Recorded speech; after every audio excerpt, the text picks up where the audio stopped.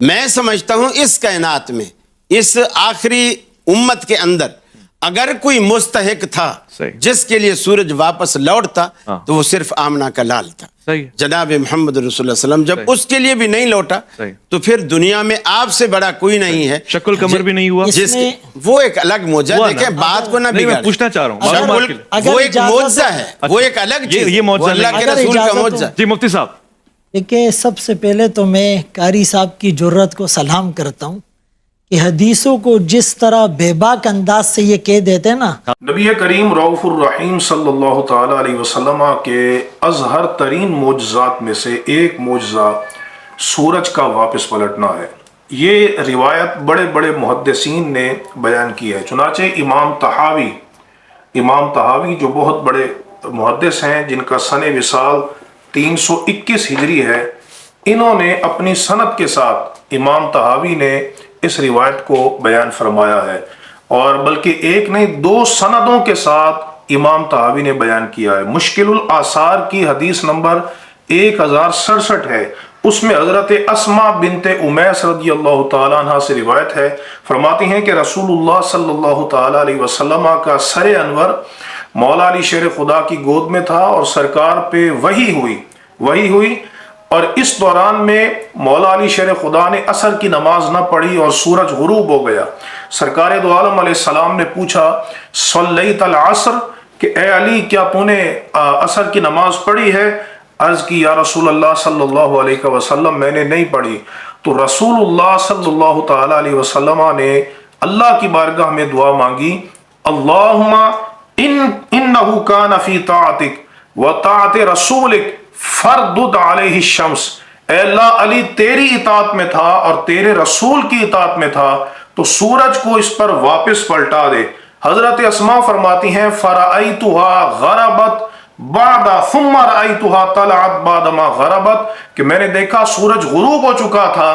لیکن نبی کریم علیہ السلام کی دعا کی برکت سے ڈوبا ہوا سورج واپس پلٹ آیا اور مولا مرتضی علی شیر خدا نے عصر کی نماز ادا کی۔ یہ امام طحاوی حدیث کے بہت بڑے امام ہیں، انہوں نے یہ دو سندوں کے ساتھ اس حدیث کو نقل کیا ہے، اور امام قاضی عیاض مالکی نے الشفاء میں اس روایت کے متعلق فرمایا ہے کہ امام طحاوی نے، یہ الشفاء میرے ہاتھ میں موجود ہے، اور امام قاضی عیاض نے فرمایا کہ اس حدیث کو امام طحاوی نے نقل کیا ہے اور فرمایا کہ یہ دونوں روایتیں ثابتان، یہ دونوں روایتیں ثابت ہیں اور رواتہما ثقات، اور ان کے راوی ثقہ ہیں، اور فرماتے ہیں کہ احمد بن صالح نے فرمایا کہ جو بندہ علم حاصل کرنا چاہتا ہے اس بندے کو چاہیے کہ وہ حضرت اسماء رضی اللہ تعالیٰ عنہ کی جو حدیث ہے اس کو اچھی طرح یاد کر لے، کیونکہ یہ نبوت کی اجل علامات میں سے ہے۔ امام قاضی عیاض نے الشفاء کے اندر اس کی توثیق فرمائی ہے۔ پھر اسی طرح امام قاضی عیاض کی توثیق کو ملا علی قاری علیہ رحمت نے،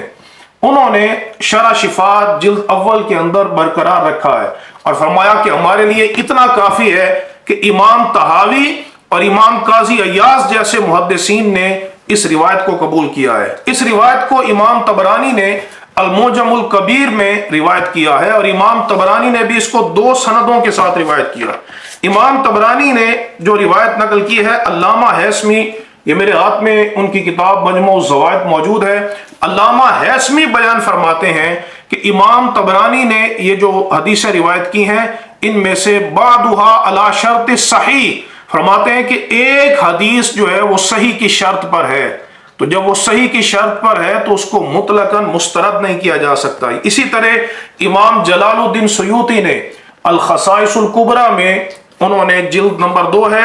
امام جلال الدین سیوطی نے بھی یہی بات فرمائی ہے اور فرماتے ہیں کہ حضرت اسماء رضی اللہ تعالیٰ عنہ کی جو حدیث ہے اس کو امام طبرانی نے، ابن شاہین نے روایت کیا ہے، اور ان میں سے ایک سند امام جلال الدین سیوطی بھی فرماتے ہیں صحیح کی سند ہے۔ لہٰذا یہ کہنا درست نہیں کہ نبی کریم علیہ السلام کے لیے سورج واپس نہیں پلٹا، بلکہ یہ سرکار دو عالم علیہ السلام کے کمالات میں سے ایک بڑا عظیم کمال ہے، اور اللہ تبارک و تعالی ہر چیز پر قادر ہے کہ نبی کریم علیہ السلام کے لیے ڈوبے ہوئے سورج کو واپس پلٹا دے۔ اللہ رب العزت حق پر عمل کی توفیق عطا فرمائے۔